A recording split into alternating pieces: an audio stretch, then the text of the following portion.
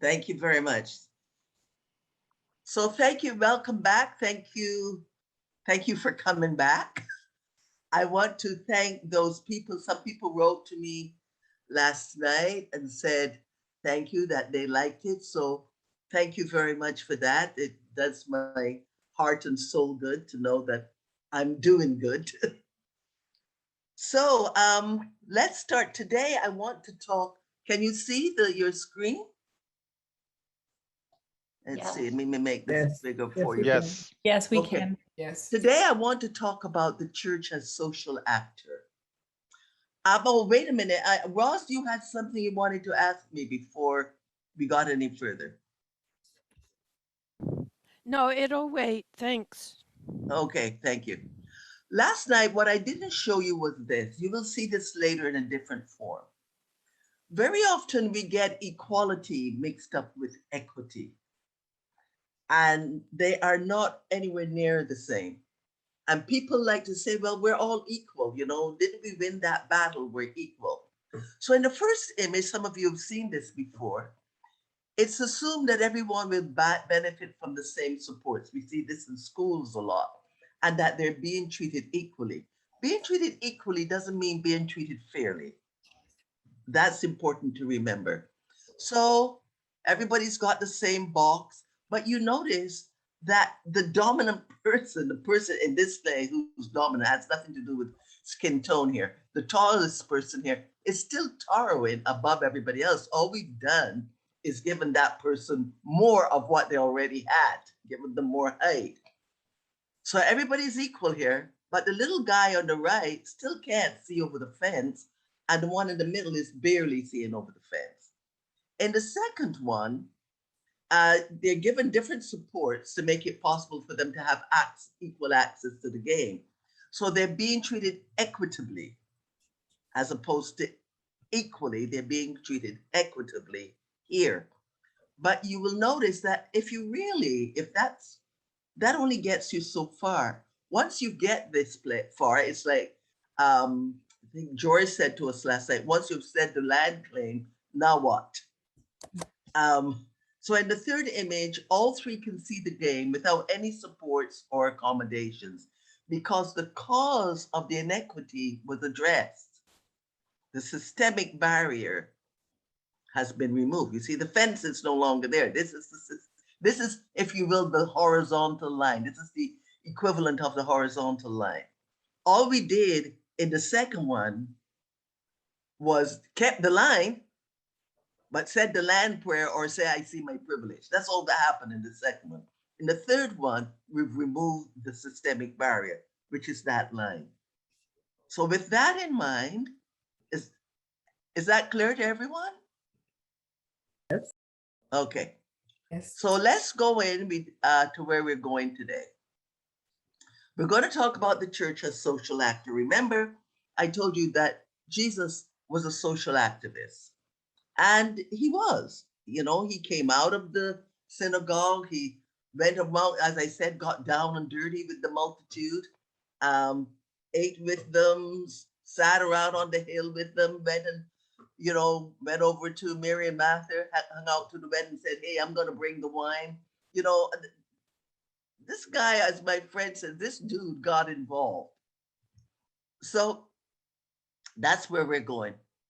So I'm going to do this, and I'm going to tell you what Becky Clark, who is the Church of England's Director of Cathedrals and Church Buildings, said. She said, we acknowledge that dialogue alone is not sufficient, which is what we're saying here, also what we have said. And it must have real outcomes. We can't just say, I acknowledge my privilege, or I'm going to do the land acknowledgement. It's got to have real outcomes. So our task, now this is me, is to determine what those outcomes are and what actions must be undertaken to achieve them. That is where I hope we go today. By the end of the day, I hope we've got some of those outcomes and what actions we need to take to achieve those outcomes. So I'm going to introduce you to the Reverend Dr. Barbara Brown Taylor, if you don't know her. She's at Piedmont College, and she said, hang on, I have to close this thing so that I can let you see. There. She says, Jesus was not killed by atheism and anarchy. He was brought down by law and order, allied with religion, which is always a deadly mix. Beware those who claim to know the will of God and are prepared to force, if necessary, to make others conform. Beware those who cannot tell God's will from their own. This is a really important statement. And in these days, we see so many, what my grandmother would call false prophets. We see so many people saying, this is what God wants.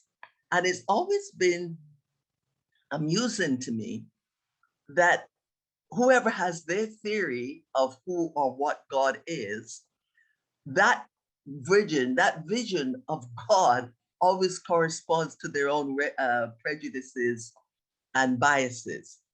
That this God that they've created, that they claim, doesn't seem to be able to think for him or herself. That person always, if I hate you, my God hates you, and if I like you, my God likes you. So I don't know how that works, and that's something, of course, that we have to be aware of, and as Reverend Barber said, really afraid of. And as um, the bishop said, early Bishop Barry said, we're being challenged, that you're being challenged, and this is a good thing because this can no longer obtain. Yet there are more and more people doing it. The churches are springing up all over the place, and with people's versions of who and what they think God is, and people adhere to them. And a lot of people adhere to them because they don't feel that the traditional church is meeting their needs. They feel there are things missing. They feel often that they're not heard. My own students have told me this. And you saw that Martin Luther King was saying that back in 1963, he was saying that. So the church's role in slavery and other oppressions. We like to trot out Wilberforce and Newton and say, come on, Wilberforce advocated for the abolition of slavery, which of course he did, and he did it for several years until he got it through. Newton, we often make it sound as though that ship went down and Newton came out of the water and created the song Amazing Grace. That's not what happened. Yes, he created Amazing Grace, but it was not immediate. And so we've got to put things into context. I know a lot of people who will not sing Amazing Grace, although it's become pretty much an anthem in the Black church. I know a lot of people who will not sing it because of Newton's history, but also some people will say the lie that was told about Newton. Yes, the ship went down. Yes, he created the hymn, but he did not do it immediately. It wasn't this big, Paul on the road to Damascus thing that happened to Newton. So what did the church do? We talked a little about it last night. They approved the trade. They invested in the trade. They benefited monetarily from the trade. They benefited societally, both personally and institutionally from the trade. They actively maintained the trade. And they helped choose, they in the large they, helped choose the enslaved people who were deemed to be worthy of being ministers. And what did they teach them to teach the slaves? They teach them to say, slaves, obey your masters. Because when you've got somebody, they understood what representation meant back then, and they understood how to use it. So when they had someone who was also an enslaved person saying to other enslaved people who looked like them, didn't speak their language because nobody knows, everybody was thrown into the bowels of the ship, and nobody's languages or traditions or heritages were preserved. Nobody knew. So often you didn't speak the language of the people on the plantation. You couldn't. You came from your own grouping. But the message that was said was, do what your masters and mistresses say. And they were told, this was embedded, this was preached, this was whipped into them. Suffer now, it's okay. Obey your masters, and your recompense, you will get it when you die. So suffer now, it's okay. And continue serving that guy who doesn't look anything like you, the guy with the blonde hair, the white skin. That's the guy. Now, I'm going to stop here for a minute, just in case there are people here today who were not here last night. I am not talking about black versus white here, or white versus indigenous, or white versus people of color. That's not what I'm talking about. Although I just said it for this to point out what I'm talking about, but that's not the thesis that I'm promoting here. What I'm saying is that there's a white ideology which came out of 17th century colonialism, not colonialism from the 14th century. That's not what we're talking about. We're talking about when this thing became codified and we went with the slave ships and we cleared the land of the indigenous people. We're talking about something that came down over 150 years ago, something from the 17th century. We're talking about white hegemony, white ideology, which has entrapped, as Fanon said, those who live above the line and those who live below the line. Again, for those of you who weren't here, Fanon talked about an invisible horizontal line which has placed some people in a dominant structure above the line and others below the line in a subjugated structure. So that's what I'm talking about. So when the church, the representatives of the church, gave others, people who were enslaved, said, these people look like you. They understood the concept of representation and said, you obey your masters. You're gonna get golden slippers when you die. So suffer now. We can beat you now. We can do all these things. We can take you off your land. We can say openly, we want to get the Indian out of you. You'll get your recompense when you die. We'll get ours now, but you'll get yours when you die. That's a heck of a message to send to someone to say, yeah, let me treat you badly. Don't worry about it. This is the way you're supposed to be. It says so in the Bible. Residential schools, land clearances, they were done with the approval and knowledge of the church. And you see, I have small church, which means everybody in the church, and the institution of the church. And it wasn't questioned. There were a few, let's be honest, who said, this isn't right. But for the most part, the institution of the church went along with it and said, yeah, these people should be Christianized. These people should have their religion taken away from them. These people should become mini me's, mini us's. Voting was prohibited in parts of Canada if you were not a Protestant Christian, or if you didn't hold the appropriate amount of property. Now, you take somebody who was just enslaved and who was just released. What property? What property? So that meant Jews couldn't vote, Catholics couldn't vote, the indigenous people couldn't vote, Black people couldn't vote because they didn't hold the property. They said, we didn't say Black people couldn't vote. We said you had to have property. These were newly freed people. What property? And others could not vote because they failed the oath of loyalty to the crown. But in all of this, the Protestant church continued and supported all of this. Said, yeah, that sounds about right. And this is the role. Some people remember this and they're still angry about it. We started this today talking about wounds. Some people still talk about wounds. We see with the indigenous people now saying, the church did this. They started burning churches after they found the 215 graves and said the church did this. And the church, a lot of the churches, the church writ large, they fought. They said, no, we don't want to do that. We look at what happened to Christian brothers in Newfoundland, which was an Anglican, that was an Anglican sect. And they said, no. We don't want to acknowledge this. We don't want to pay. They're still trying to get the Pope to come and apologize. So just so their anger, their hurt is grounded in reality. And that's something with which we all need to contend, those above the line and those below the line, because there's entrapment.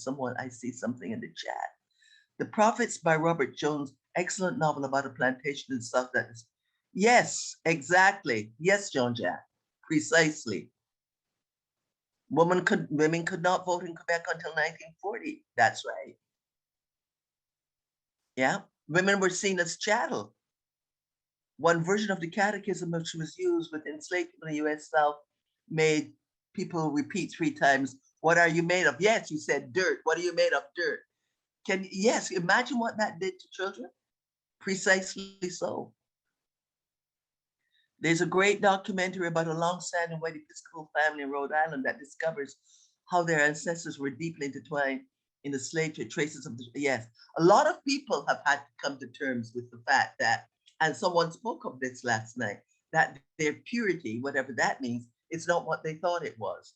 That sometimes they're descendants of the enslaved. Not only was the family involved in the slave trade, but that they are the descendants. And that has been very shocking. A dear, dear, dear, dear friend of mine discovered a few years ago that her family not only was involved in the slave trade, but actually built boats and went over there and got them and got so much money from it. And the parcels of the family are still there. And one section of the family has made this wonderful documentary about it. But I remember the pain that my friend went through when she had to come face to face with this. What she did was she did a pilgrimage. I went to Ghana to visit one of the sites where the enslaved were held before they were put onto the ship, to ask for pardon from these people. Now, Black liberation theology, when we think about liberation theology, we often think about South America. What we haven't done, for the most part, is think about Black liberation theology, which is a whole different ballgame. It's intertwined, but it's a different ballgame. It combines civil rights and justice and social activism, the concept of Black power, which frightened a lot of people when it was first brought up. They didn't understand it. They said, oh, they're going to kill us all. And some people said, you think that they're going to do to you what you did to them. That's why they weren't going to kill anybody. Black activism. And they mix that with the precepts and the concepts of Christianity. That's what Black liberation theology is all about. And it's extremely important to the identity of Black people. And James Cone said, he's the father of Black liberation theology. He said, Black churches are very powerful in the African American community. And it's also true here in Canada, and always have been, because religion has been that one place where you have an imagination that no one can control. No one can tell you how to see God. No one can tell you what color God is. You can imagine God as you would like him or her to be. I put in the female part, he didn't. And so as long as you know that you're a human being and nobody can take that away from you, then God is that reality in your life that enables you to know that. This is a very, very important concept within Black liberation theology and within Black churches. And out of that Black liberation theology, you've had people like Martin Luther King Jr., more than his father. Because his father really didn't really want his son to go into this area. He wanted him to stay within the confines of the established church. He did do some, but not like his son did. Bernice King, who's MLK's daughter, the Reverend Jesse Jackson, Reverend Tracy Blackman, she's Al Sharpton, Michael Eric Dyson, William, and today we've got William Barber, who just led the March on Washington. Here in Canada, especially here in Montreal, we had Dr. S. Now, the Union United Church was founded, it's the oldest Black church in Canada. The oldest Black church in Canada. And why was it founded? It was founded because Black people were denied entrance to all white churches here in Montreal. That's why it was founded. And there are others throughout Canada, but that is the oldest Black church in Canada, right down there off Atwater Avenue. And you've got newer ones like the Imani Baptist and other churches.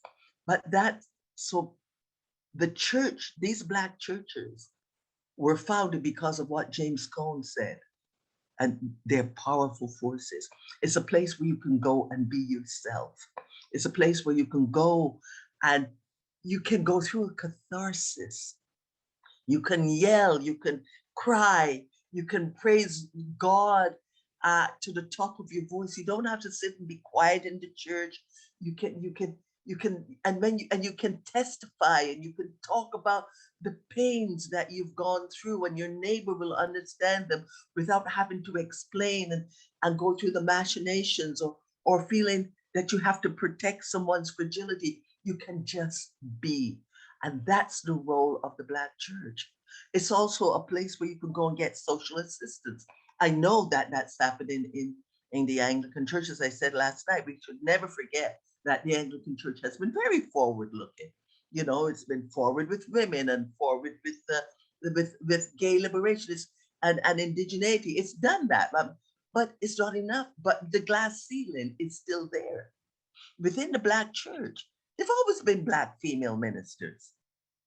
There's always been, for those that have bishops, Black female bishops, but it's never been, that's not what's happened in the traditional church. So people gravitate to a place where they feel comfortable, where they feel recognized, where they feel seen, where they feel that their concerns and their worries and what their lived reality is something that's shared. As a psychologist, we have right now people call up and say, I don't want to see a psychologist, or if they're not Black. I don't want to see a psychologist if they're not Chinese. I don't want to see a psychologist if they're not female.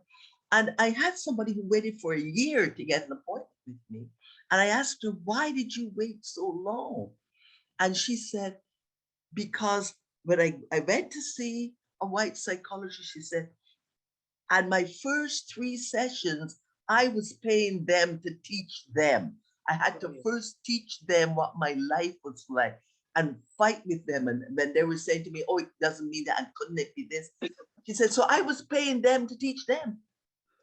She said, with you, I don't have to do that. I come here, you hear me. Yes, someone's calling me. Yes? That story marked me too when I was at the cathedral. Oh, Carla, yes, thank you. Excellent film on the history of the Black church in Canada. Okay. Black Anglican churches often seem to be more a colonized church, more, that's exactly it, Ross. That's exactly one of the big complaints.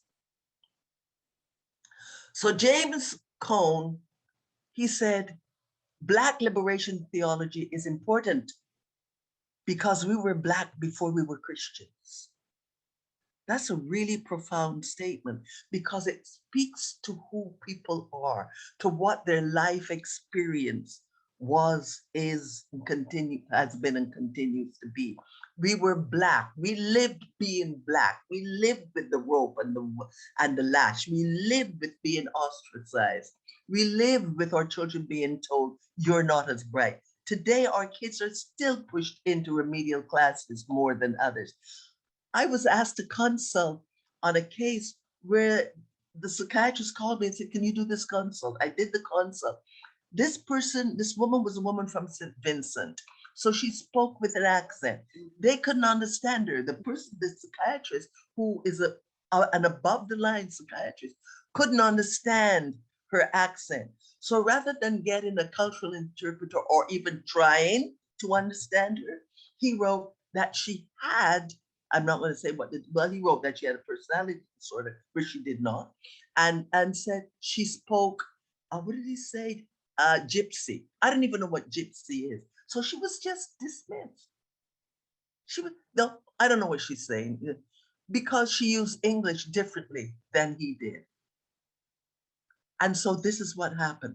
So James Cone says, look, it's important for you to understand the importance of Black liberation theology in the Black church because we were Black long time before we were Christian. He said, Martin Luther King gave theology its Christian identity, but Malcolm X gave it its Black identity. Remember, I told you last night, for those of you who don't know that, why Malcolm X was called Malcolm X, because he said that name is a slave name. That last name of mine, the only name that's mine is the one my mother gave me, which is Malcolm. Same thing with the former Cassius Clay, who became Muhammad Ali. There are lots of people who got rid of that last name because of the oppression that name represented. And people above the line, a lot of people above the line did not understand this and said, oh, he's reactionary, he's this, he's that, because they didn't understand. Cone also said, and I talked about internalized inferiority last night from Fanon. Cone said, I was on a mission to transform self-loathing Negro Christians into Black-loving revolutionary disciples of the Black Christ. A lot of people above the line got very, very upset and say, how can you say Christ is Black? How can you do that? But you know what? And I am sorry if you get upset at me for saying this, but I'm going to say it. I firmly believe that God did not create us in his image, but that we created God in ours. And so we can say a man who was born in the Middle East, a dark-skinned man with dark hair, ended up being blonde and very, very white. But it also means that Black people can create their version of the Black Christ. And Asians can create their version of the Asian Christ. And it also begs the question, as I started with at the beginning, when people create their own version of their God, whatever it is, I find it amuses me that their God hates whoever they hate. So I always say, no. We created God in our image, in our prejudices, in our biases, in our love. The important, and I told you about Mrs. Molson's maid this morning, what the priest said to me. The importance of this message was often lost on mainstream Christians and their leaders because it upset the status quo. It's not what the dominant group was told is the truth. White hegemony was challenged by this. White ideology was and continues to be challenged by this. Someone last night suggested that all the Christian churches should get rid of all their denominations and become one. Well, it's an interesting thought, but we must not forget that the church was never one. I mean, Peter and Paul didn't agree on a lot of things, and Paul went off and wrote his letters without any direction. Peter said, I am the rock. It was only at Nicosia that we started thinking about a united church. And that Nicosia was a big compromise. We'll put this in, we'll leave that part out. That's what happened at Nicosia, the Nicene Creed. It wasn't this big thing. And at Nicosia, we saw you're over here, I'm over here. We're going to put these bits in, take these bits out. So it's interesting to think about this one church, but it never was. And people like Joel Austin, who I don't like, is not going to give up telling his congregation, God doesn't like poor people. You all have to be rich, but make me rich first, because God says I need a new boat and a new airplane. And people put money into those coffers. I went to a church in Seattle just to visit. I wanted to see what a church that held 5,000 people looked like, and that was being filled twice a week. And it was one of these churches with the priest, driving around in his Cadillac, and had all these fancy snakeskin shoes. I'm against killing animals for shoes. Anyway, even though I don't like snakes, I still don't want them killed for somebody's shoes. But they're not going to give that up. But the important thing is that they've got a following, because in those churches, apart from all the other ostentatious, things that I absolutely loathe, they're being told something that makes sense to them. And that's what James Cone talked to us about. It also addressed the self-esteem of Black people, Black liberation theology. Cone said, liberation is not an afterthought, but the very essence of divine activity. Now, a lot of people, when they think about James Cone, they think about Charles Long and say, well, Charles Long rejected the concept of Black liberation theology. Yes, he did, but ask yourself why. What he said was, he rejected the concept of Black. He said, theology is in and of itself antithetical to the Black experience. He said Black North American Christians should abjure the white church because of its willing participation in the oppression of Black people. So people just go as far as saying he rejected Black liberation theology. I mean, the man was a mystic, but he went beyond that. He didn't stop there. He said why he believed that. He said, all the theology stuff, it's not good. He went into mysticism. But what we have to realize is that Black liberation theology saved many lives and it saved many conflicts, even though a lot of people above the line fought against it and said, you can't do this. We have our version of God is the right version. That's the one we taught you. It saved many lives and conflicts because of its nonviolent movement, because it helped to channel anger and tension into positivity, into positive actions. If Martin Luther King Jr. did not have that nonviolent action, which allowed people to ride over the Edmund Pettus Bridge, to do the March on Washington, to look at this is the 50th anniversary this year of those 4 little girls being blown up in the church in Birmingham, Alabama.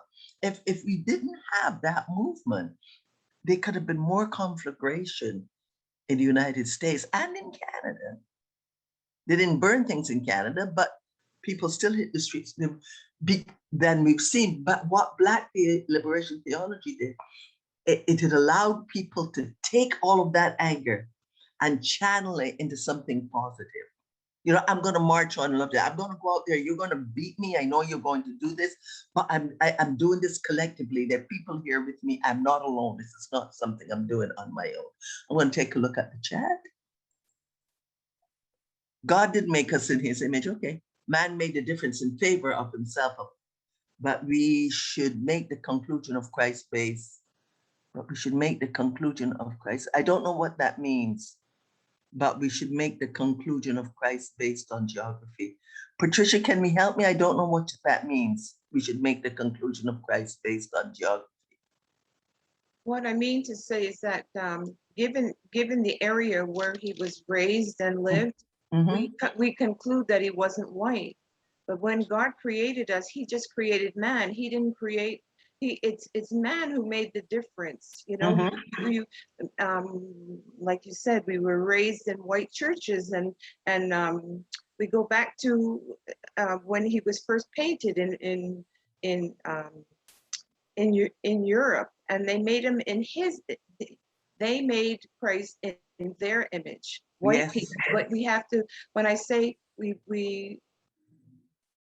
paint Christ, we have to look at the geography. We know where he came from. People didn't have straight blonde hair, so we conclude that he was Middle Eastern. He wasn't white, and God made us in his image, but it's man who differentiated the color. Oh, absolutely. I'm not going to say whether God made it. As I said, I'm not a theologian. I don't get involved, with all due respect, in those discussions because I don't feel that I'm qualified to do that. And I don't get involved in discussions about faith and people's beliefs. I don't feel I'm qualified to do that. So I accept what you say. I don't know. I respect what you say. I don't know. And I don't feel qualified to get involved in that discussion. This is not me being disrespectful to you. I just don't feel it's my place. Okay. Thank you. Thank you. It was at Union United Church where, as prison chaplain, I found willing, compassionate participants in regular chapel activities and programming, which attracted Black members of the prison. Absolutely transforming chapel life in the prison. It's a very important church in the Black community. Haitian teens in Montreal schools were often shunted into the lower math and sciences without realizing it would prevent them at the end of high school from entering certain professions, for example, medicine. Yes, Roz. There used to be an altarpiece in Port-au-Prince Cathedral of the Last Judgment where everyone, God, Jesus, the angels, was Black, but it was destroyed in the earthquake. And that was very important. I have someone gave me a little plaque, a little rubbing of St. Martin's. And I keep that next to my bed because it was the first time I actually saw somewhere in the church that there was this black saint. You know, people have very strong feelings about Guadalupe because it represents them. It says you exist. The same happened at St. George's. A new arrival from the West Indies being told she would be more comfortable at Union United. She came back the next week with her confirmation certificate and stayed and became a member of the congregation. God has many faces, thankfully. Thank God, Bertrand. I love that. God did not create us. We created God in our own ways. It's so difficult for me to see Christians to be so racist. Aimez-vous les uns les autres, taught us Jesus. Yes, and that is where I started. Christians are no different from anyone else. We are not special. We are people. And as people, we have the same foibles, the same goodness, the same badness as anyone else. We cannot stay on a pedestal and say we are above the fray, we're better than, because we're not.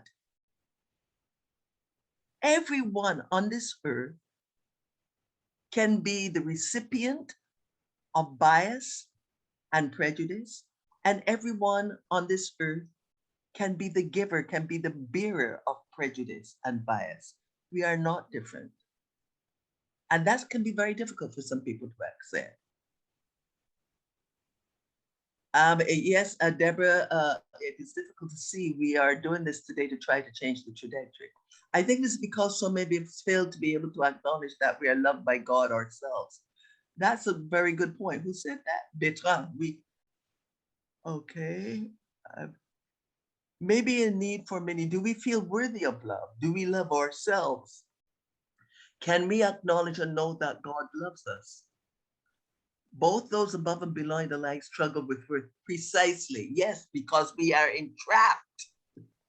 It must be horrible if you live above the line to know that you've been taught, whether actively or passively, that you're better than, and you have to hold on that position, and that you're afraid that something's going to be taken away from you. So as I said last night, stop stopping people from sitting at the table and make the table bigger. Above the line, a sense of scarcity, but there we go. If others climb up, I will have less of abundance. I can share, make a longer table, precisely so. Have more love and food, knowing we're loved in the start place, yes. Jesus said, love God and love your neighbor of yourself. We forget the last point and end up projecting onto others, precisely so. Thank you very much. Is there anything else before? I want to read you here. I don't know how many of you have read Martin Luther King's letter from a Birmingham jail.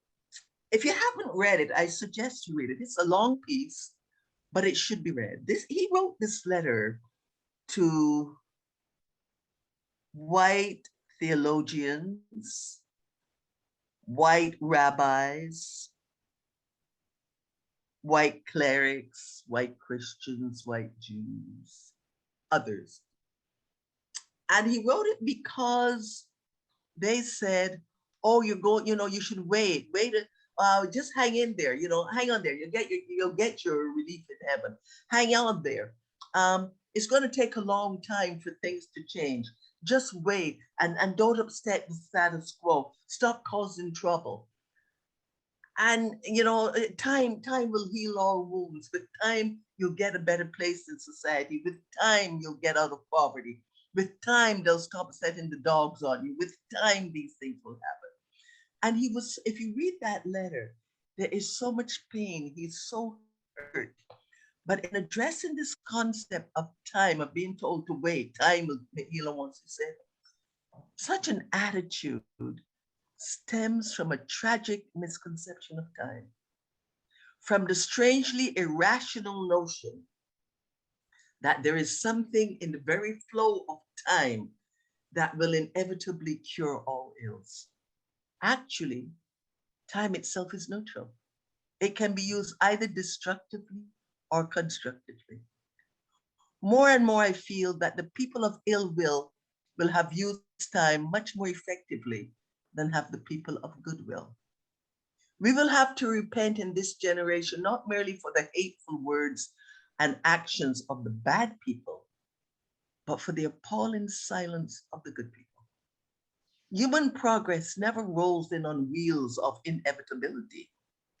It comes through the tireless efforts of men willing to be co-workers with God. And without this hard work, time itself becomes an ally of the forces of social stagnation.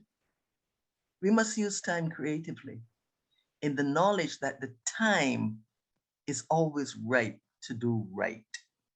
And that's what we're doing here today. That's what we started doing last night. That's what we're continuing from all the actions you've taken up until now. We're looking at and we're saying, we can't keep saying time. Time is neutral. It's an inanimate thing.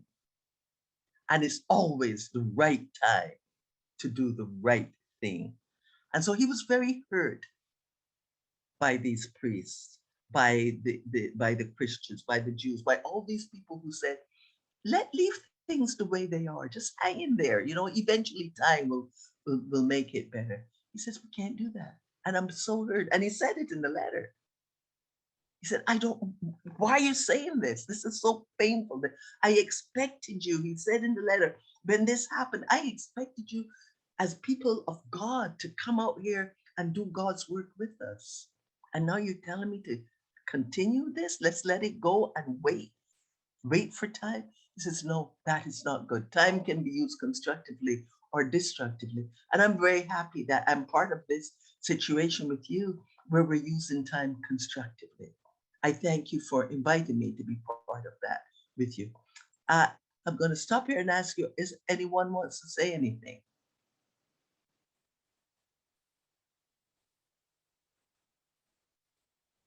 Dion, can you take a look for me and tell me if I'm good? Oh, I have some stuff here in the chat. Hang on. I think we can't come to terms with this problem unless we realize how BIPOC people have to teach us on every level, intellectual, emotional, social. Yes, we need to grow out of our stereotypes, very much so. I love this quote. Thank you, Myrna. Yes, it's, as I said, it is from Letters from a Birmingham Jail. Letter from a Birmingham Jail. Good morning. I'm here at St. George this morning for a small moment. Okay, thank you. Okay, thank you. Thank you. Okay, okay. Perhaps in retrospect, we should also, yes, remember one of Nelson's famous quotes, for to be free is not merely to cast off one's chains, but to live in a way that respects and enhances the freedom of others. Yes, I'm fundamentally an optimist. Whether that comes from nature or nurture, I cannot say. Part of being optimistic is keeping one's head pointed toward the sun, one's feet moving forward. There were many dark moments when my faith, when my faith in humanity was sorely tested, but I would not and could not give myself up to despair. That way lays defeat and death. And it's echoed also in the words of Bishop Desmond Tutu, who is a Black liberation theology. He's still part of the traditional church, but he's very much he's moved very much into the ways of the Black liberation movement. But is there any way to stop them popping up on the screen? Okay. In terms of intersectional work, people might want to read some of the great womanists. Yes, yeah. Jacqueline Grant. Oh, I love Mercy Adeoye. Yes, absolutely. Thank you. So I started to talk about the representations of imagery. I remember being a little girl and going into church and thinking, why is God white? What does that mean? The archbishops of York and Canterbury have said, you know, we do not want to unconditionally celebrate or commemorate people who contributed to or benefited from the tragedy that was the slave trade. And they removed the Colson's image, came down, as you know, went into the harbor at Bristol. But they're also looking at the stained glass window. They're also looking at who's in those tombs under the church. Who are we celebrating? They're not saying destroy the imagery. They say, let's put it somewhere else. I know that if you go to Barbados, you're going to see in those stained glass windows and the commemorations, people who were slave owners, who enslaved people. Draxhall Plantation is still there. The descendant is living in Britain and still is running that plantation in Barbados, not in the same way, obviously. Commandant Benedict Cumberbatch was told, don't let anybody know that you're a descendant of Cumberbatch, the slave owner in Barbados. And he said, no, that has to be faced. And he said this quite openly. His mother had said, don't say it, they're going to come after you. And he said, I have to acknowledge that I am where I am because of the benefits to my white ancestors of slavery. I have to acknowledge that. I'm not going to pretend it didn't happen. And he does a lot. He does a lot now to help others. In Barbados, we will be becoming a republic in November. And one of the things that our prime minister is, she's asking for reparations. She's saying, no, no, no, no. It's not going to be any more. We're going to sit here quietly and say, oh, that was then, this is not, just because we are living. We are living. What's happening to us now? The poverty, all these things. This is a direct descendant. This is a direct consequence of the things of which we were robbed, of which was taken from us. I heard someone last night, an indigenous person talking, and she was saying, I don't want to hear I'm sorry anymore. I want back my land. Give me back my land. People want reparations, and however we go about doing that reparation, it can't be something that we do quietly within four walls. As I said last night, that shirt is a great t-shirt. We've got to let it be known, because I know that the Anglican Church has been forward in a lot of things, but unless you're inside, it's not known widely outside. So you've got to let that be known. Becky Clark said, our church buildings and cathedrals are the most visible part of the Church of England, a Christian presence in every community. The responsibility to ensure they include, welcome, and provide safe spaces for all is a vitally important part of addressing the way historic racism and slavery still impacts people today. What do our churches represent is essentially what she's asking. How do we really welcome people into our churches? It's not enough to say, come and sit on the bench, you're welcome. That's not enough. It's got to go beyond that. And this is where Black liberation theology has been able to do that. And you know, a lot of people who live above the line or who were assigned roles above the line are going into Black liberation theology. I gave a talk at Union United Church earlier this year. I was surprised at how many people from above the line are attending that church.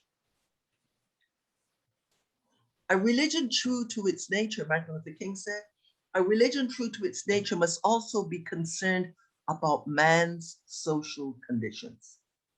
Religion deals with both earth and heaven, both time and eternity. Religion operates not only on the vertical plane, but also on the horizontal. It seeks not only to integrate men with God, but to integrate men with men and each man with himself. Who am I? Where do I fit into this? Who am I with you? How do we as human beings integrate with each other? How do I integrate with myself? How do I come to peace with me? How do I come to peace with the world? What role am I taking in the social oppressions? How am I fighting this? Reverend Barber is carrying on the tradition of MLK. He's got his march on poverty. He's fighting poverty. You know, we had the Rainbow Coalition. He's not just saying I'm sticking within my church. He's out there on the street. He shows up in all these places. We've all seen Reverend Al Sharpton. Every time something happens, he's there. He does his preaching. His preaching is a very visible and active thing. He makes representations to the government. he stands up and says, no, you can't do this. He even has a show every Sunday. It's a social active show, it's a political show, and he intersperses that. That's part of his ministry. Within his ministry, that's what he does. So we're going to now do an exercise, but before we do that, I want to, I'm keeping my eye on the time because we have to have time to debrief the exercise. Anything anyone wants to say or mention? How is everybody feeling before we go to the exercise? I know this some of this has been tough, so let me ask you, how are you doing? How's everybody doing?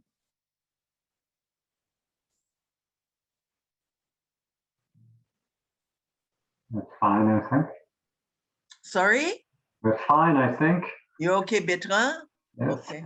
Anybody else? Yes, Nikki. Inspired. Keep going. Thank you, Danica.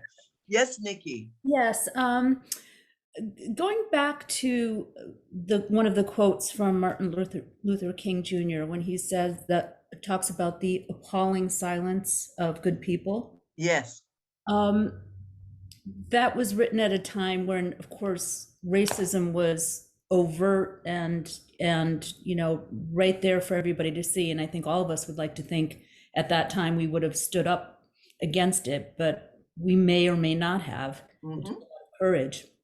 But I guess my question is, now when racism seems to be more subtle and more insidious, how do we take tangible actions to combat it when we don't really, like, I don't see it in my everyday life, and should I be seeing it? I feel like I don't see it because maybe I'm not living it. But that's part of it, Nikki. To admit, I don't know. That's part of it.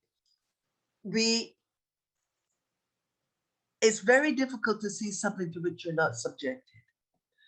As I said last night, you don't have to have that talk with your child. Right. You don't have to. It doesn't mean racism isn't there and that those kids aren't living it. You don't have to have that discussion with your kid. And I feel that if little Joey and little Michael are best friends, and then one day Joey's mother has to have that talk, I think Michael's mother should also have that talk with Michael and say, this is what's going on, and you've got to stand there. This is still the guy that you called your brother yesterday. I think people above the line have to be aware of those talks that other people have to have. We don't have options. Right, but awareness is one thing, action is another. Well, that's why I said have the talk with your kid. Have a talk with our children. That's one. Talk with your children. Look at the books that you buy them. Are there any books in your house that aren't only from one ethnic group? One, how are you doing it? If you dress your Christmas tree, are you looking at what the ornaments that you're putting on it?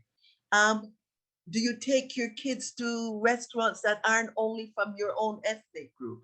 When you when you have a birthday party for your kid, do you just invite certain kids, or do you, there's a thing going on now in the schools that if you're going to have that kind of thing, you should invite all the kids because you leave other children out. Are we only living within our own enclave? Is it only words that we're saying? It's like George said last night, the land claim, the land acknowledgement. What does that mean? So you say, I acknowledge that I'm living on this land, but what do you do beyond that? So you say, I acknowledge my privilege. I hate it when people tell me that. I hate it. I mean, what does that mean? So that's like saying, God bless you when you sneeze. I don't really care if God blesses you. Okay, well, these are very accessible, seemingly easy things to do. They don't seem to take a lot of courage. No, but if we start doing them from the time the child is young, if we start examining ourselves. So I'm going to ask, how many of you here, except for you, Dion, you don't get to answer, how many of you here have studied music? Okay. All right. Bruce, I see you, and I was going to come to you next anyway. So I'm going to put you on the spot. Do you know who the Saint George, who the Chevalier de Saint George is? I do not. How long did you study music? Well, I didn't study it. That's why I was going like, it wasn't formal in the proper sense. Okay. Anybody know except Dion who the Chevalier de Saint George is? Yes, I heard about him. He was a West Indian who was in France and wrote music quite successfully, but has been forgotten. And so the Chevalier de Saint George was around at the same time as Mozart, and they competed. He was a classicist. He wrote classical music. They competed for the same grants from the kings and everybody else, because that's how you got money to write things. And we teach music, we teach classical music, and we don't mention this man. When we do mention him, you know what we say? We say the Black Mozart. No one ever says that Mozart was the white Chevalier de Saint George. That's what it means to live above the line. That's what white hegemony means. That's what white ideology means. Everything reverts back to this thing that's called the norm that was established back then. Yes, Bruce. Thank you. Thank you, Myrna, just first of all for all of this. My question kind of relates to where Nikki was in this question of awareness. So, you know, we've heard our premier, or the premier, Monsieur Legault, say a number of times, including at least twice this week, reaffirming his conviction that systemic racism does not exist in Quebec. And I think I think it might have been one of the slides you went past because of time last night. I saw systemic racism go by. Yes. I wonder if you'd be able to offer a definition of systemic racism and offer some thoughts about what seems to be going on with our elected leaders' incapacity to acknowledge what is it about that word systemic that is such a blockage for certain people, because he always follows it up with, there are racist people in Quebec for sure, there's racist things that happen, but Quebec is not racist systemically. So I'm assuming you've thought about this, and I would just really value your perspective on this, because it's maddening. Well, essentially, that's what we've been talking about, systemic racism. We've been talking about systems. We've been talking about how that dominance, that 17th century model, got stuck in all the systems, in the religious systems. I think I mentioned it last night, in the political, in the economic, all of that is something that set up the system. So it doesn't matter whether you use the N word or, you know, the S word or any of those. The thing about systemic racism is that it's embedded in the systems, and it's permeated and gets carried through.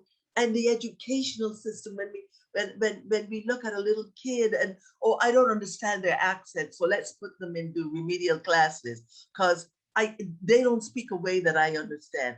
But a teacher, I'm going to tell you a story, a quick story. I don't know how many of you speak French. Talking to some educators earlier this year, and we were doing very well. And someone said, well, can we meet, can we meet again next week to work on some more things for what we were doing? And someone said yes. And someone said, well, how do you say don't give up in French? And someone said, lâche pas la patate. And yes, but this woman, this vice principal, mind you, a very multicultural school, said, ah oui, lâche pas la patate. C'est une belle chanson, ça. And we said, what? And she said, yeah. My grandfather used to sing it all the time. And she started to sing the song. Here's the words. Lâche pas la patate, mon nègre. Lâche pas la patate. And when she was told, hey, voyons donc, yes, exactly, Danica. When she was told, you can't say that, don't say that. Well, it's traditional. It's not racist. My grandfather taught me that. It's part of her system, right? And so for her, she didn't even want to hear, and she refused to hear that this was unacceptable. And she continued saying, "Lauche pas la patate, mon egg, lauche pas la patate." Well, you can even find it on the internet, and it was made by a Cajun man. It's true, made by a Cajun man, but it's still blatant racist. And she would not acknowledge that. That's how it goes through the system. And that gets passed on to her kids and her grandkids, and it continues like that. Why the government doesn't want to accept it? Because if you accept it, you have to do something about it. You don't get to hold on to the status quo, but they want to hold on to the status quo. But the coroner told them yesterday, you've got to acknowledge systemic racism.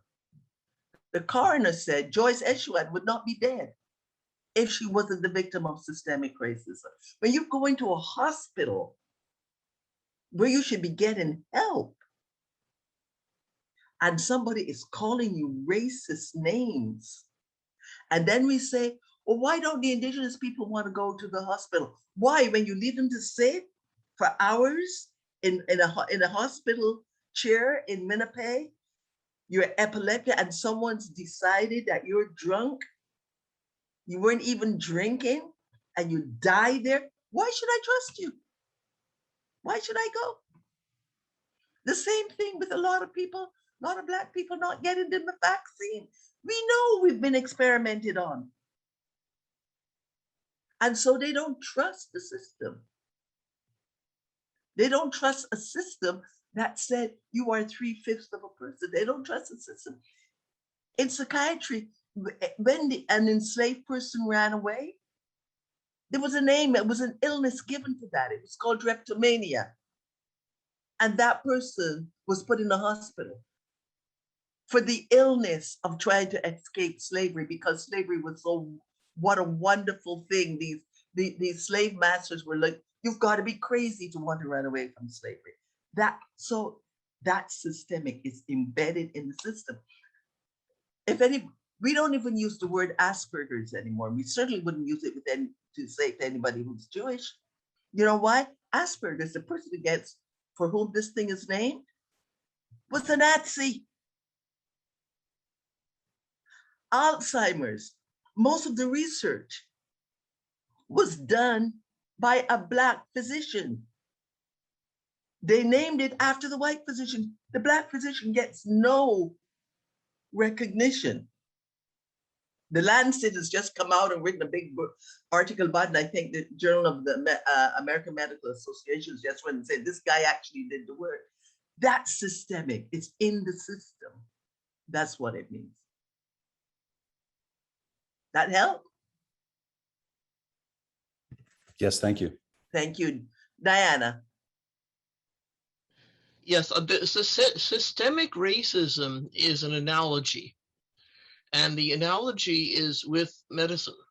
Yes. If you have a systemic infection, like a blood infection or something, it means that it's everywhere in every part of your body. Yeah, and one thing it means is that local treatments won't work. That's right. If you try to do something like preventing people from saying the N-word in school, that's not going to fix your systemic infection. Absolutely. You need whole system treatments to treat systemic things. So, right, if we've got systemic racism, we've got to do something. Absolutely, because it permeates the entire system. Yes. That's exactly what it is. It's in the system. Yeah. Thank you. Myrna, I Yes? think we should move into our. Yeah, that's where I'm going now. Yes. Thank you. Thank you. Okay, let me come back here. So, because that's our next slide, yes, because we have to have time to debrief. So let's go into our groups, and here's what it's an in-group activity. And what you need to do is identify 3 things, because we want to come out of this with outcomes that the church writ large. And when I mean the church, you notice it's a small letter, small c church. Oh. I mean the members, believers, adherents, all Christians adjacent. What are three things that the church writ large must do to bring about equity, diversity, and inclusion in society? I'm not saying in the church, in society, that the systemic things we were just talking about at large, in the South, in the world, in the population. What are three things that the church writ large must do to bring about EDI in society? We will do not talk about the church as an institution. We will address that later. So ask you to go into your groups, and it's 11:15 now. If you can be back here by 11:40, that'll give us time to debrief. So that's your task for now. The questions are in the chat, so you should have access to them once we break into small groups. Perfect. Thank you. And I encourage people to take notes. And oh yes, somebody has to report. Yes, thank you, Dion. Thank you. But sorry, we're not doing the church as the institution. It's just the church members, believers. Yeah, the church writ large, not the church as an institution. We'll deal with that after. And we're looking at what must be done essentially to make the world a better place. Here we go into the rooms. We'll see you in a couple minutes. Okay.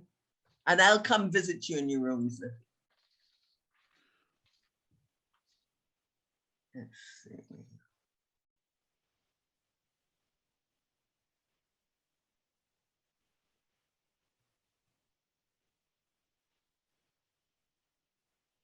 Oh, somebody looked up the Chevalier. Mm-hmm. If people can join their rooms, please click on the join button.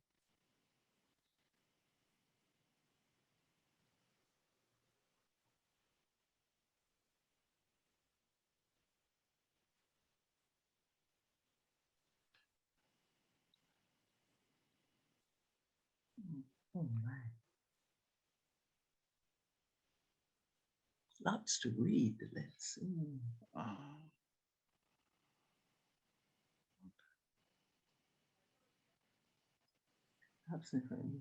Dion, there are 5 there that are unassigned. Do you want to assign them, or do you want me to assign them?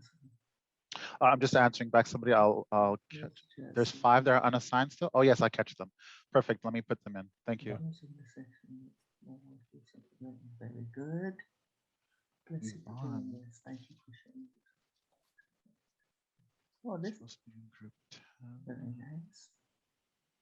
A lot of direct messages. How do you think?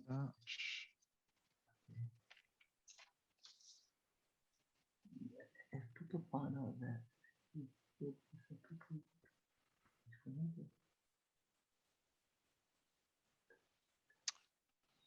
very good.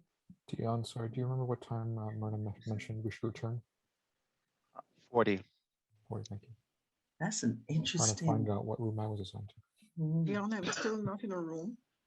I am going. I'm here. You are. I'm sending you to a room now. Thank you. Okay, Myrna, you are there, so you can join the rooms as you see fit. Okay, I'm reading the comments. Yeah, no problem. Is someone staying out? So Myrna will be out in case somebody pops out. She can talk. Yeah, I'll be out. I'll pop in and every once and see how people are doing, see if they need any clarification. Thank you, Myrna. I can't find myself. I'm going. I can't put you in a room. What? Just tell me what room I was assigned to, and I'll go into that room. You are in room. It was 2 or 3. 3. 3. Perfect. I'll go there now. Thanks. Kingsley, you have to click accept to go into the room, please.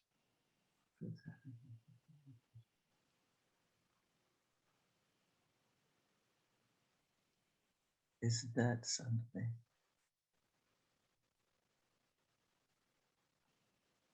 Denis,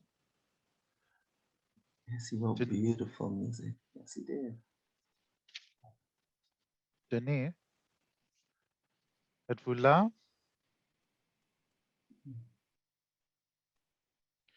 Denis, vous êtes supposé d'accepter et joindre à la groupe numéro 11, s'il vous plaît. Sophie Roland, you're in group 11 also. Could you click accept, please?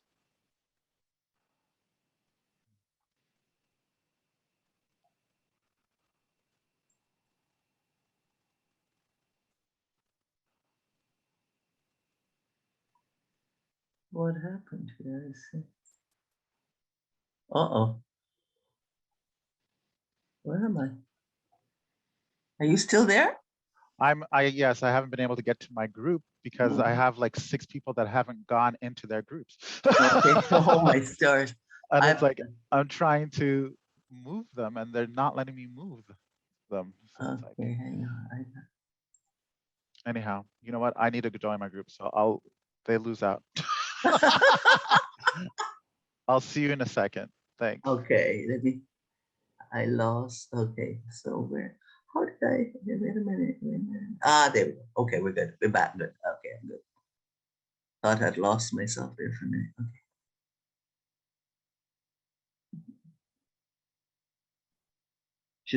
Everybody went looking up the Chevalier de Saint Georges.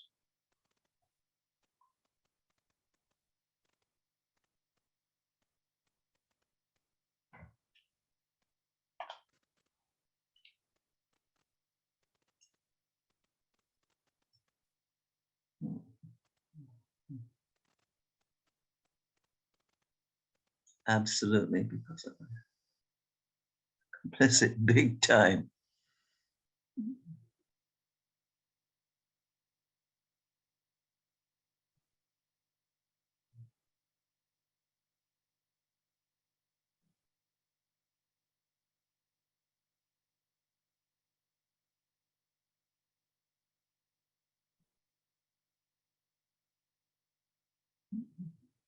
Because it's become a political thing.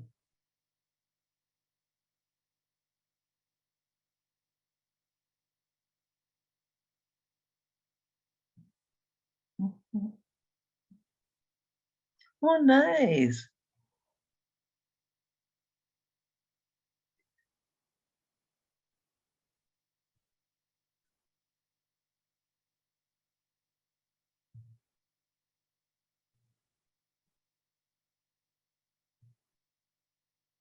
Doesn't matter.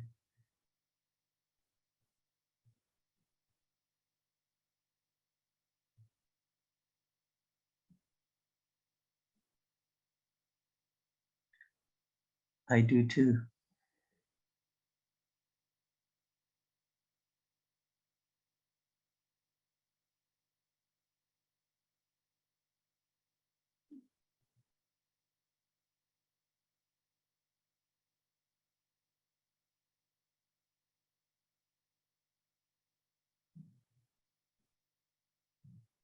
Big time.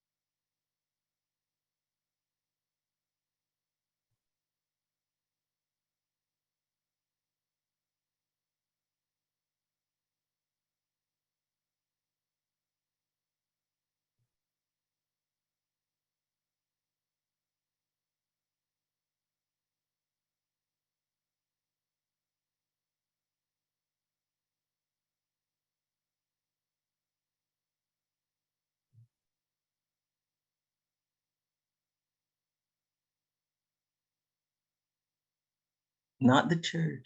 No, not the church.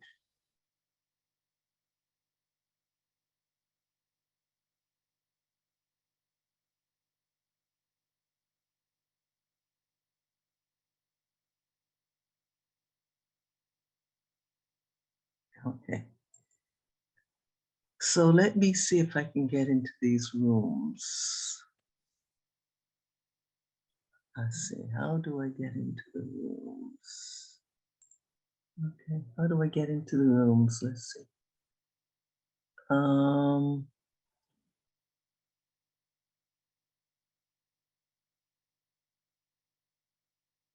I don't see anything putting me into rooms.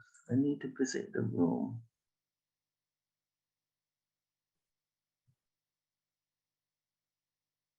Okay, how do I get into the room?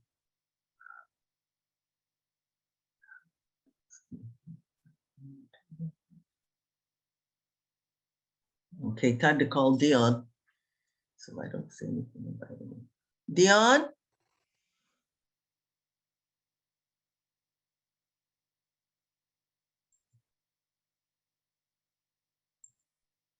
Okay, how do I get into a room?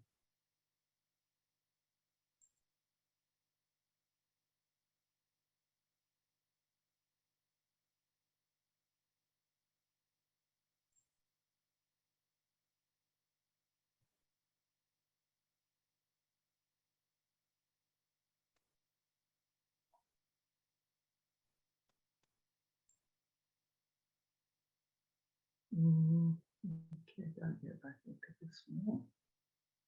Let's see. All right, somewhere and I can't get back. Hold on, I can't get up.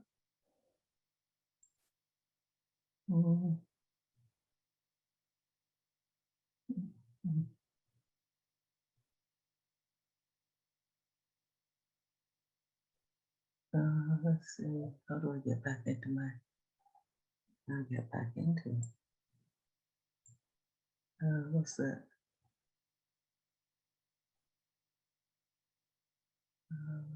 Yeah. Can I get in here? How do I get in here? Gosh, let's see. I don't know how to get back in here. Let's see. No, that's not doing it. Let's see.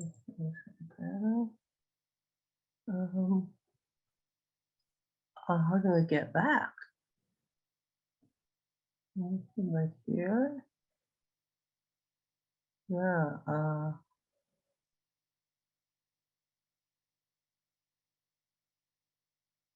I gotta get back to the share. Okay, there we go.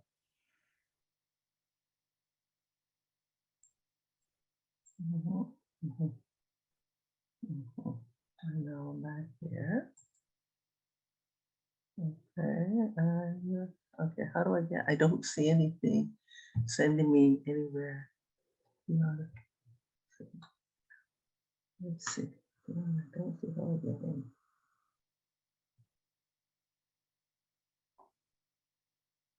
Let's see.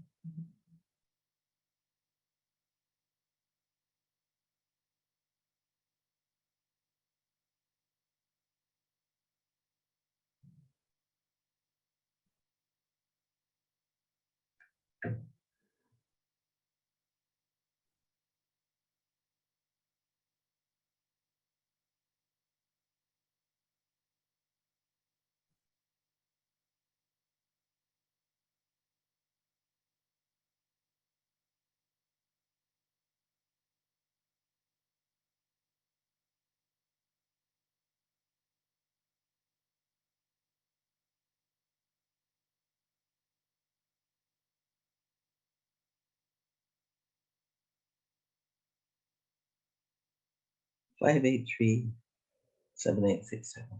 583-7867. 583-7867. 583-7867. 583-7867. I don't know how to get. I don't see anything down. Yeah, I don't see anything.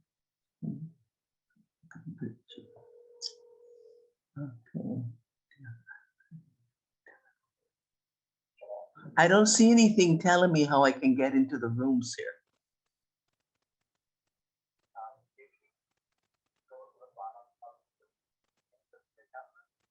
Don't see any. That's what I'm looking for, but I don't see anything. No, I'm on the share screen, but I don't see anything telling me breakout rooms. That is just what I'm looking for. I don't see.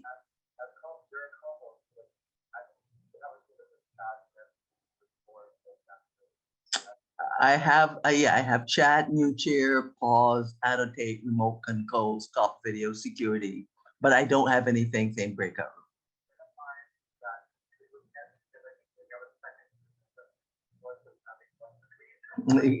Okay. Hang on.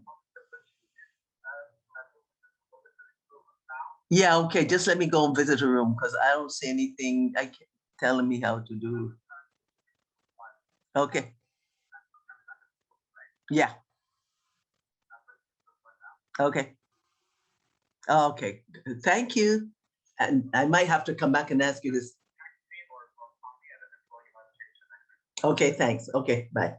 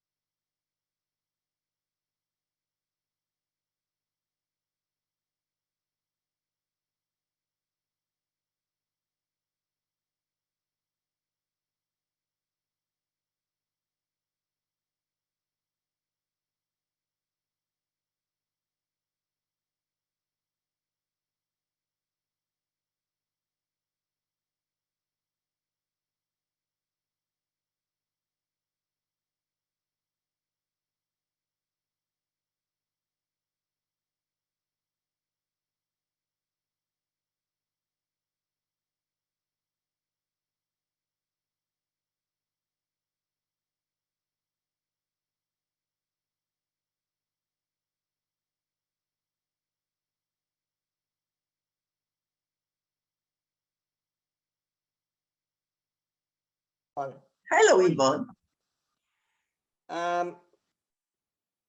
Myrna, can you talk about colonial gaze in the afternoon? Yeah, sure. Thank you. Okay. I'll make a note here.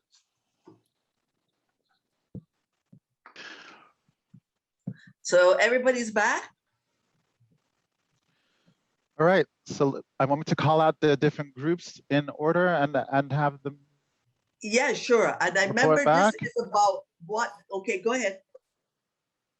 No, go ahead and repeat the question before I start calling on people. No, I want to know what they came up with. What are the three things they came up with? All right, breakout room number 1. Go ahead, please. That's Alex and Angela and Anne and Brenda, Danica, David, Deborah. Someone in that group? Yeah, I was note taker. I do not have. We did not decide on 3 things. I've got like 10 things. Perfect. That's good. Okay, I'll make it quick. Live into those words. Increase inclusion in our parish life.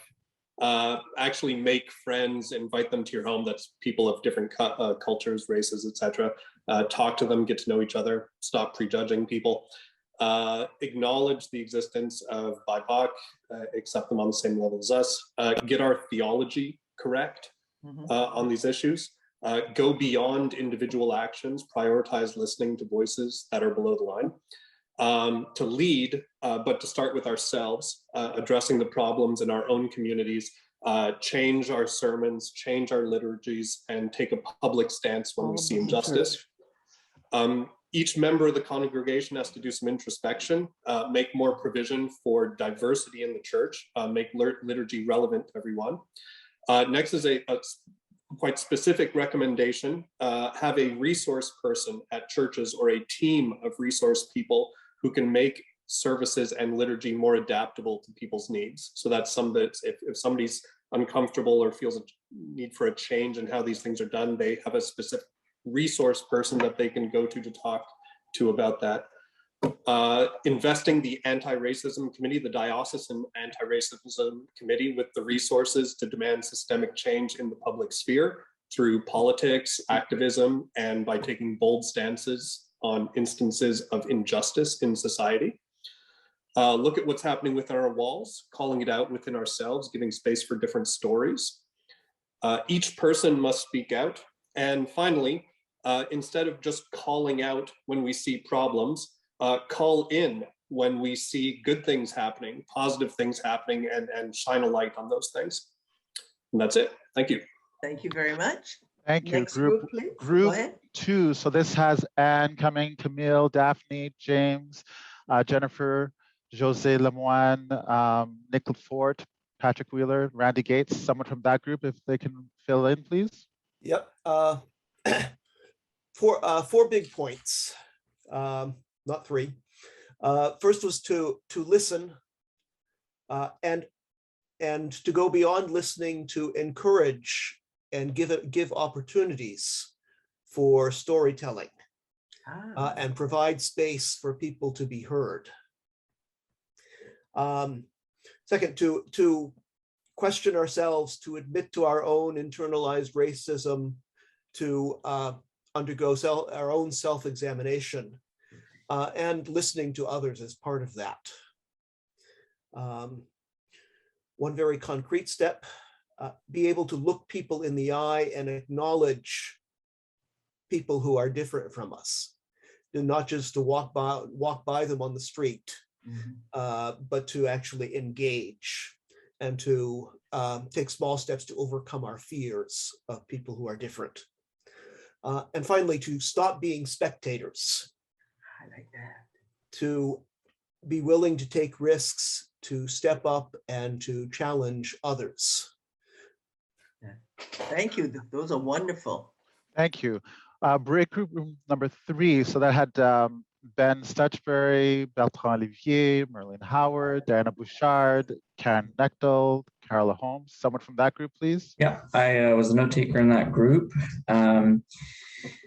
So I think three broad things. The first, kind of a commitment to listen and to hear stories, and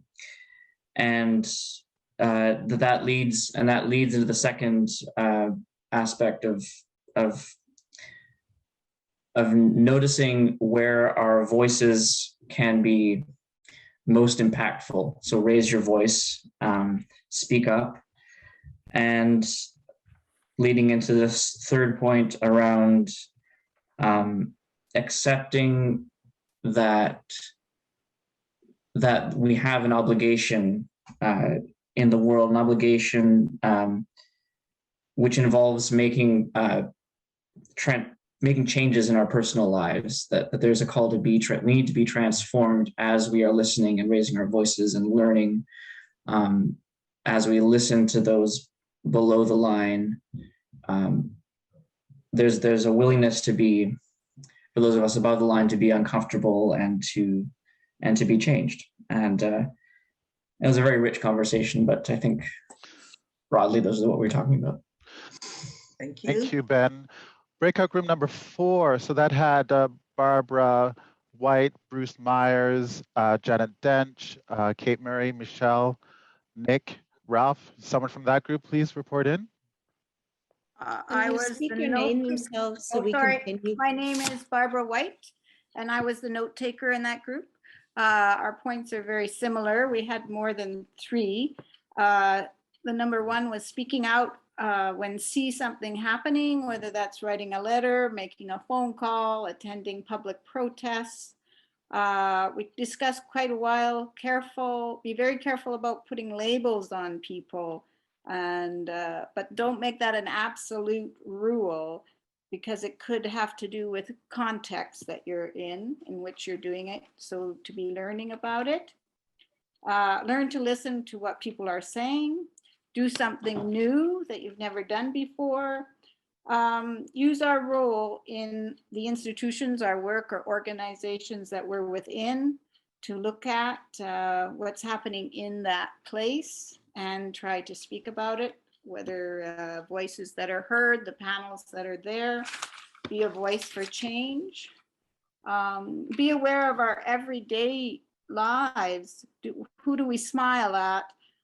Who are our friends? What is our network like? That our network is our daily lives can be a really big place to make change happen.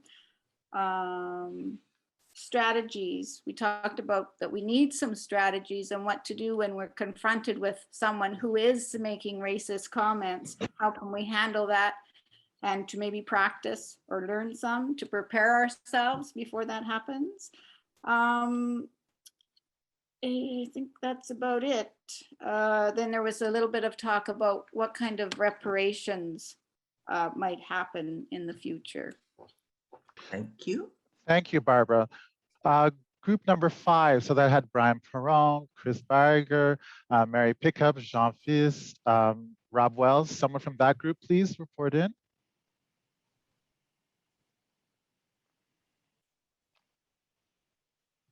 I can report.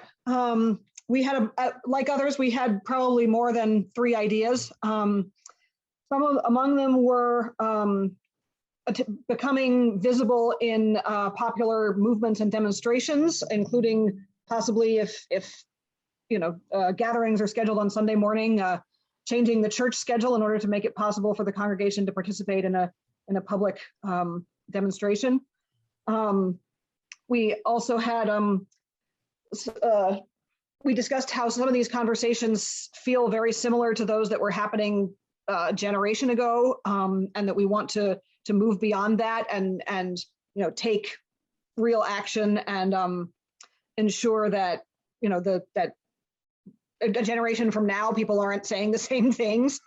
One group member who's a professor brought up the idea that all questions can be occasions for learning, and he said that his students had taught him much once he explained to them that he saw all of their questions as a chance for him to learn. So kind of flipping the script and allowing people who have traditionally been understood to be learning to instead be the teachers. We also talked about how we don't necessarily always have to act as a congregation, but rather that a big part of the church can be forming its members to act in their own spheres of influence, as individuals, as professionals, as parents. That every church member has a calling from God to make a difference in the world, not just the clergy. And that the church can help to shift the culture by being a place where these conversations are welcomed and where liberation is preached and practiced. And then we had some really interesting discussion about how the church needs to shift from being insular and inward turned and focused on the people who are already inside it and who have their sort of social patterns and habits, to instead being a place where people are welcomed and changed and sent forth. So if I miss anything, feel free, if you were part of that group, to speak up and add it.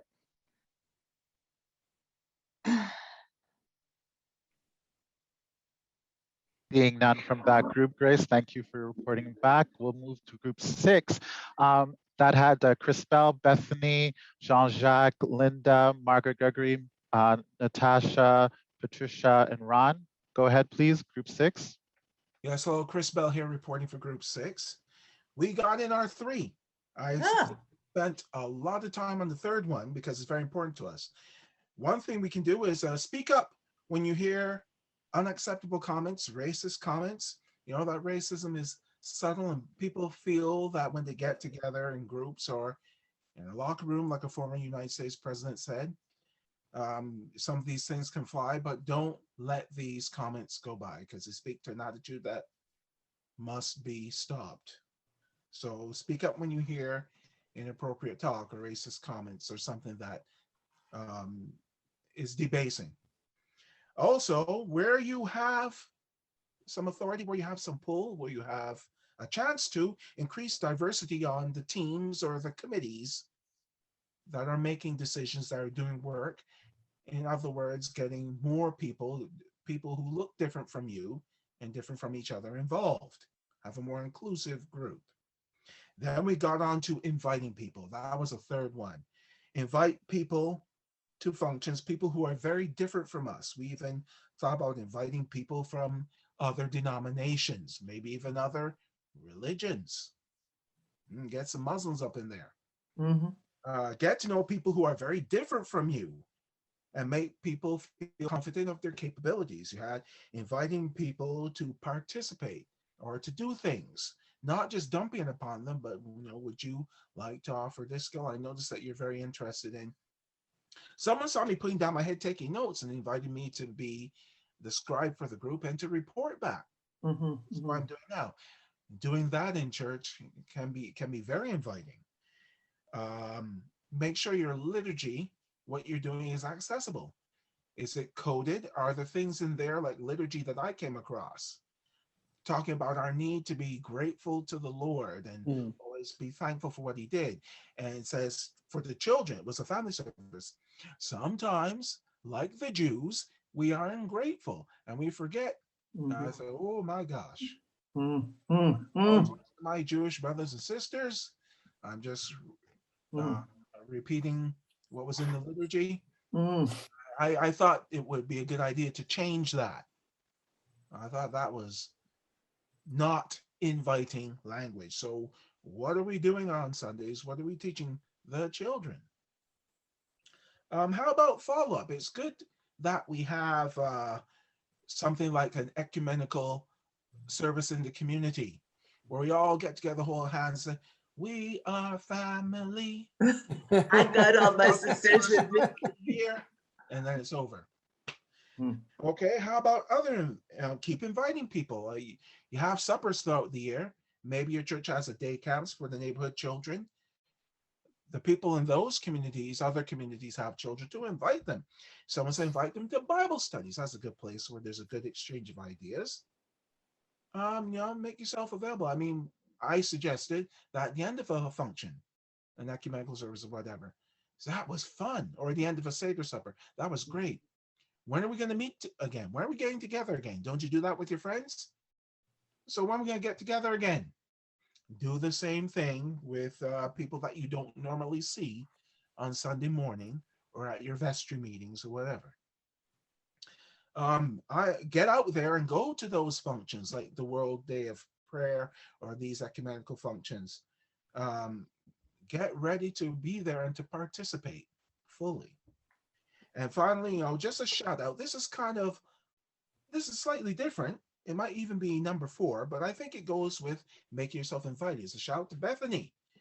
Talk about making your church look inviting with art and maybe music from different countries and different cultures. In my office, we had a picture of what someone told me was Winchester Cathedral. Back to the motherland for us Anglicans. That's great, acknowledging our Church of England roots, but I don't see so much of that in Brassard, Quebec, or there.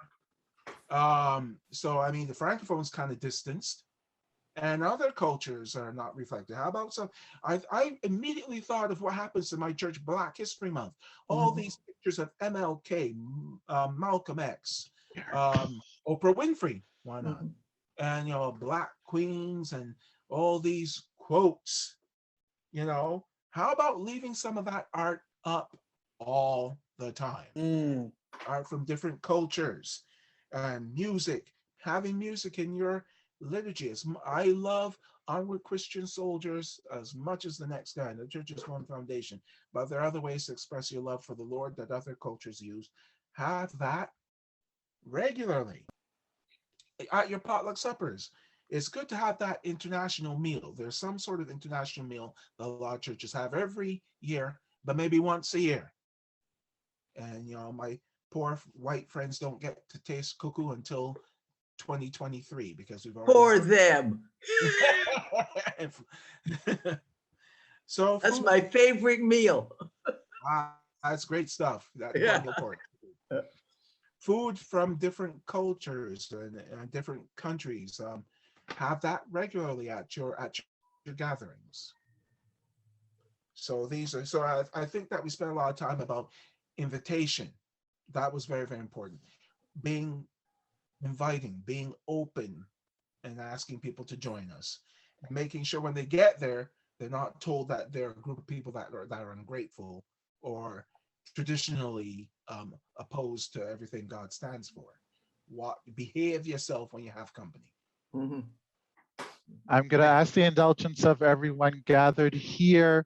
I know that we're coming up to our noon time, but we just have 4 more groups to reply back, and then a little to close. So just we have 4 more groups, so let's give our time to those groups, and then we'll close. Okay, thanks. Okay. Group number 7, so that had Deborah Noonan, Florence, Ian, Jim, Leanne. Someone from that group, please. Yes, hi. I'll go ahead and try to represent our group's thoughts as best I can. Okay, first, number 1, seeing people, seeing our brothers and sisters who are impacted by racism, and very important, seeing who's not represented, who's not at the table, and being mindful of that.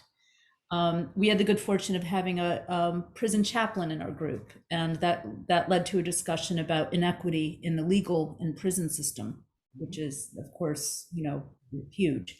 So we talked about forming a task force to address that in equity and in the systems, in both legal and prison systems. Educating, I can't read my own writing. Advocating for a broader curriculum in our schools, embracing diversity in that curriculum.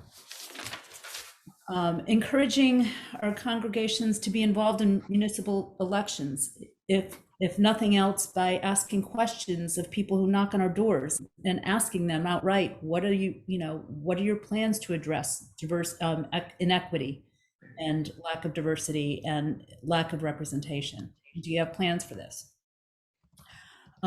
Examining our own readiness for diversity. We went so far as somebody suggested actually putting a sign, and this is taking Chris's idea a little bit further, putting a sign up saying all Black people are welcome in our church, being as overt as that. Let's see.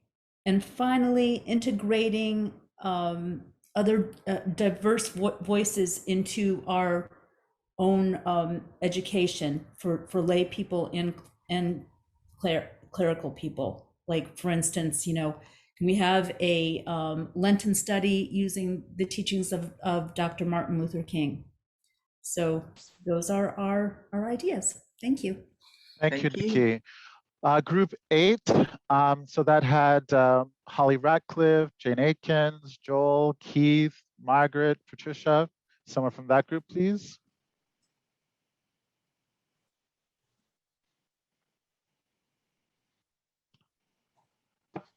Group 8.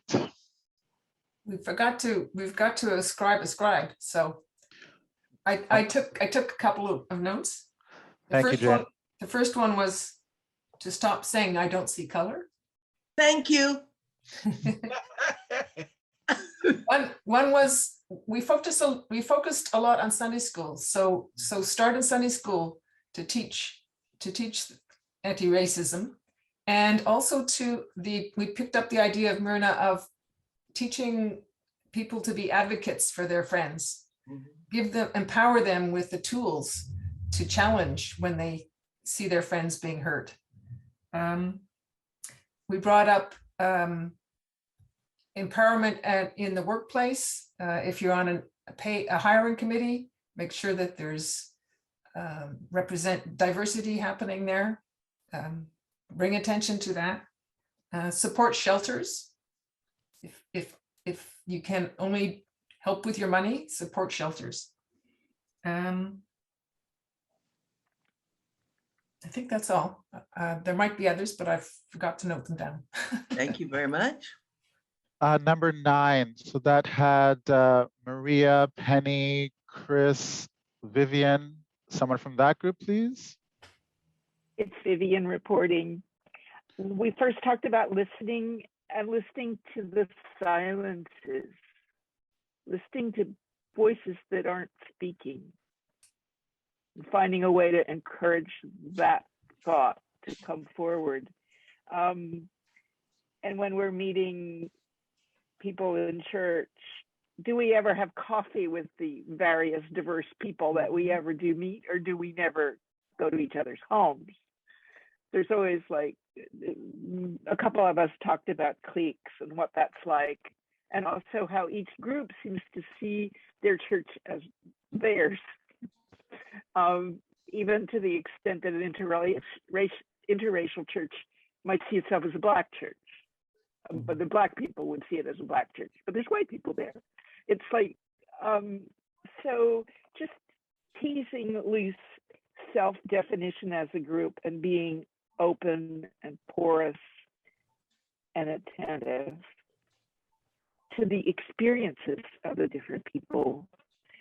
And that spilled over into making sure that all the different committees and subgroups actually represent people from subgroups, and not just the most vocal, because sometimes the most vocal are not actually the most competent. You never know.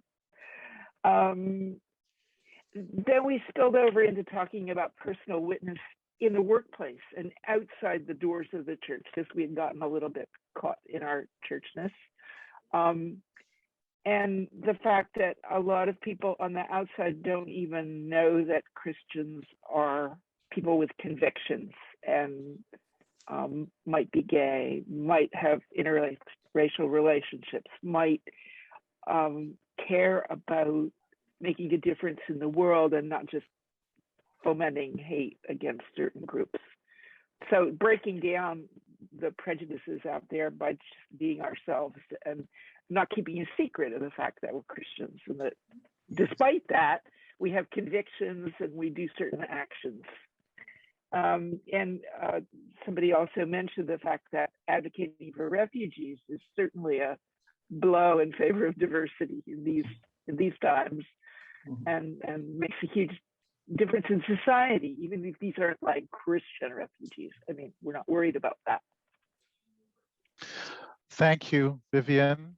We'll move on to group number 10. So that had Norm, Robert, Sheila, Susan, Tanya. Could someone from that group report in, please?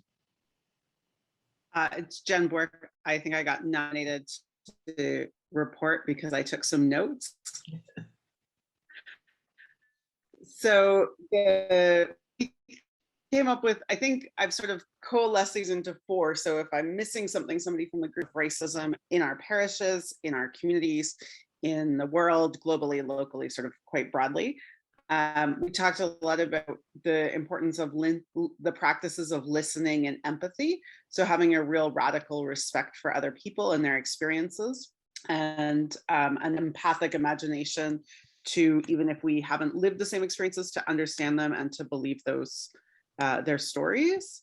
We talked about the importance of educating both ourselves and others, and in doing so, really listening carefully to diverse voices. So that dovetails a bit with the second point.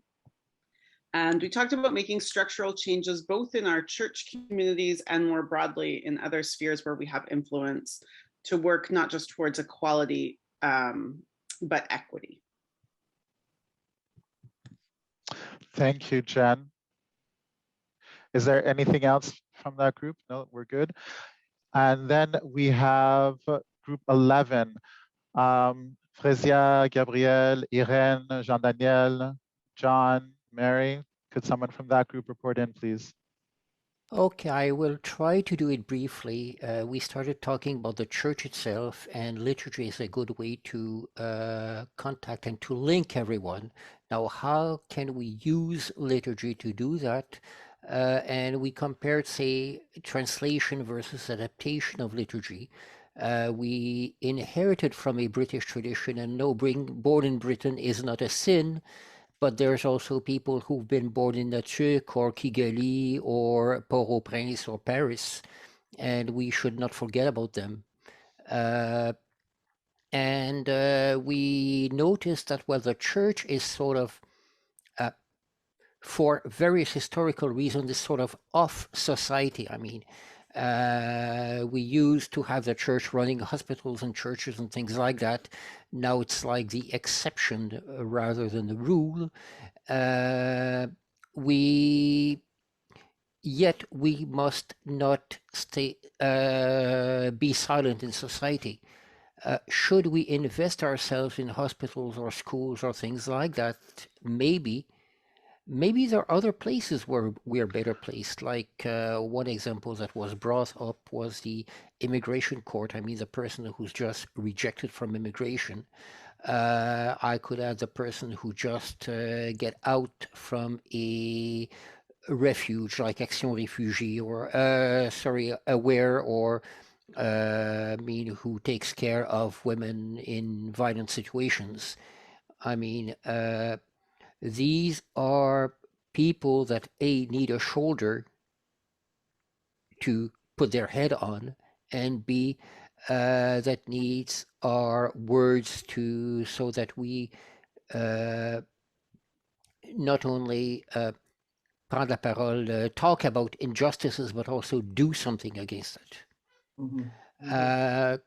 Quite frankly, and I heard that from different groups, I mean, one thing that bugs me, and that's a personal comment, we talk a lot about models like Martin Luther King and people like that, but what about Oscar Peterson, Oliver Jones, Frédéric Villanova, Ulrich Cherubin, Michel Adrien? The last two, by the way, were mayors of Amos and Mont-Laurier for about 15, 20 years, and were born in Haiti, but have lived here for, I don't know, 30 years or something like that. So I call them Quebecers, literally.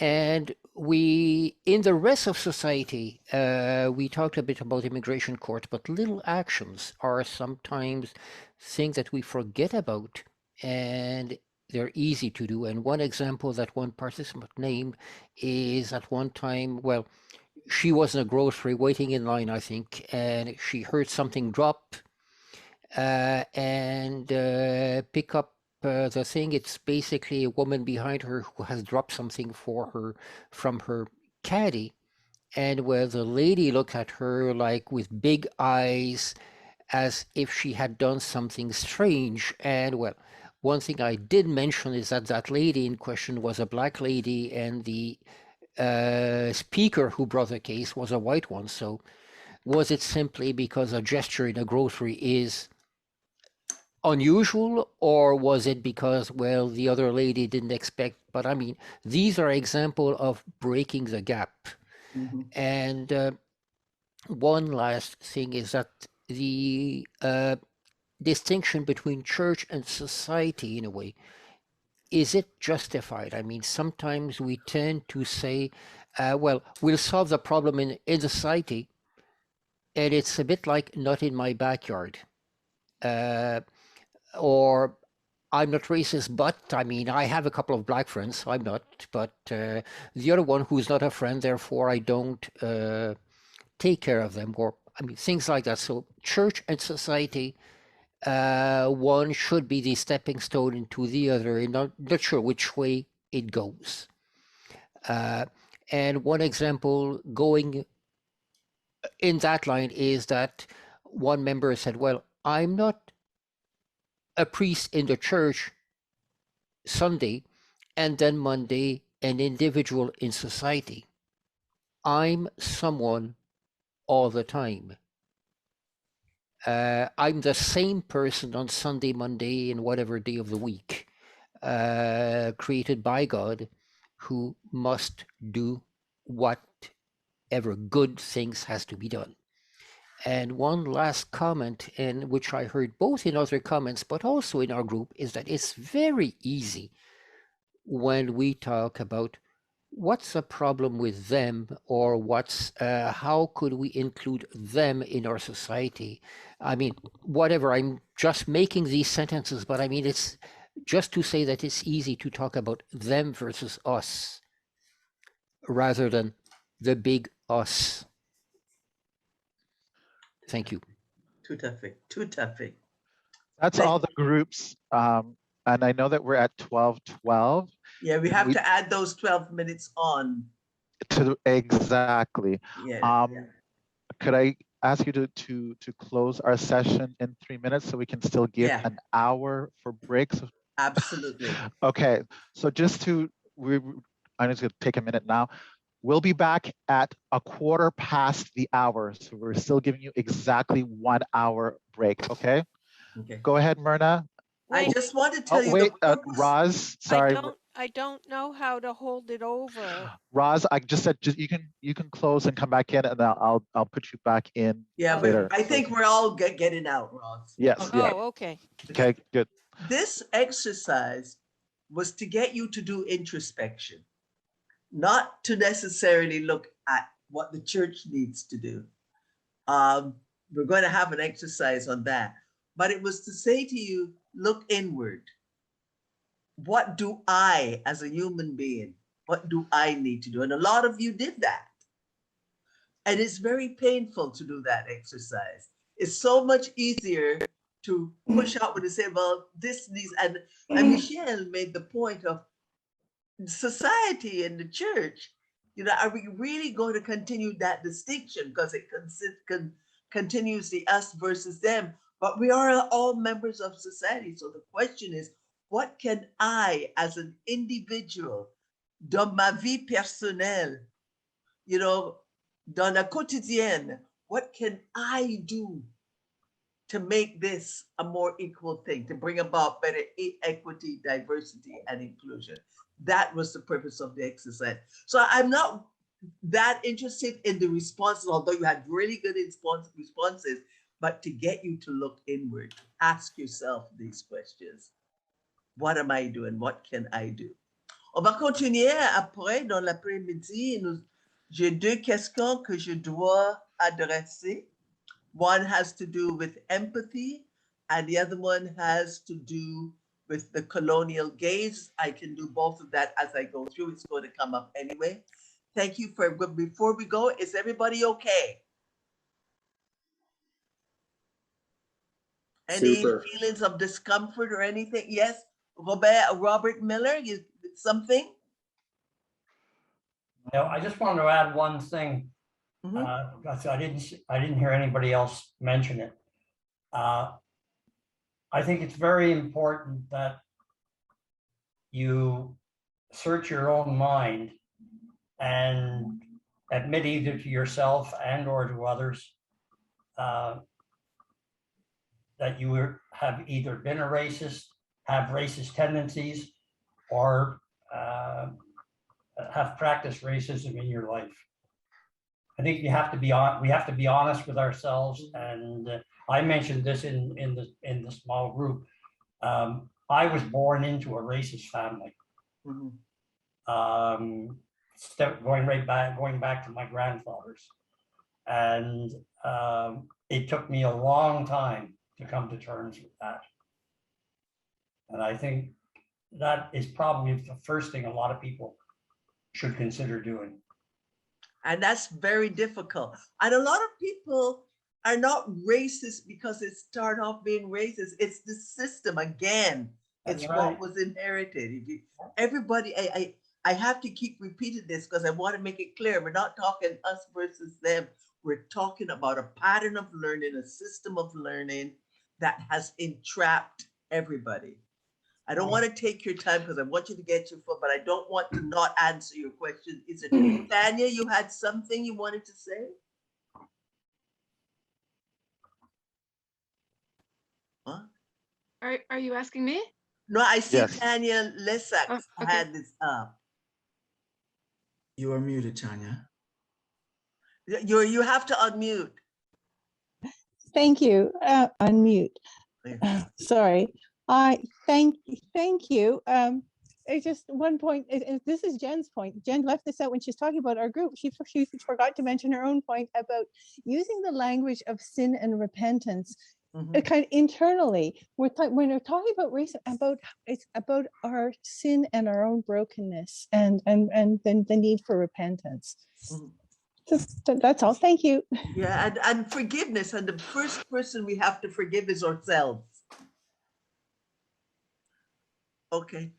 If everybody's Thank you. okay, have a good lunch. Yes, Dion? You want to say I would something? say thank you. We'll see everyone at 1:15. Yeah, I'm logging out. I'll log back in. 1:15. Please reuse the same link that you used this morning to log. If you have to log out, please reuse the same link. Thank you very much.